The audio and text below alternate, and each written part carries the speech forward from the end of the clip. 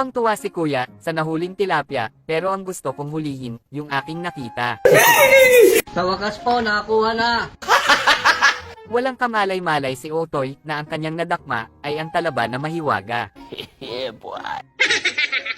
Mabuti pang hindi ka nalang sumama kung ganito naman ang iyong makikita. Way uyab. Binuklat ni Uncle ang pahina kung totoo ba ang marka, baka kasi iba ang letra. Kahit malayo sa camera ay malinaw pa rin ang kuha dahil sa naka 10 times zoom si kuya. Oh no!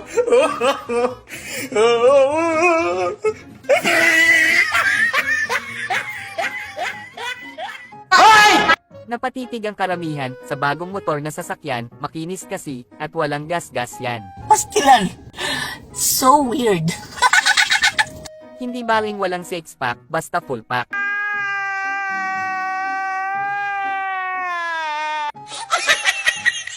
Ang ganitong trabaho ay bihira lang ito, di kailangan ng kurso, basta may alam ka lang ano. Sana all may trabaho.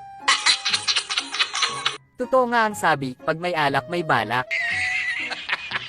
Sa mga nagsasabi na wala ng kaya, kahit maghapon mag-araro, ay kaya pa rin daw ni Tatang Ba. Ayan, so tingnan natin kung tatayo ang suma na to.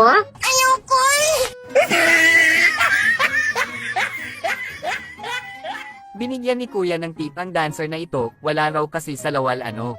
No! Hindi inaasahan ni Tutoy na siya ay makatutoy. Big shoutout nga pala ni Justin Mahay, Manong Alex, Mijin Talaw Jessen, John Paul.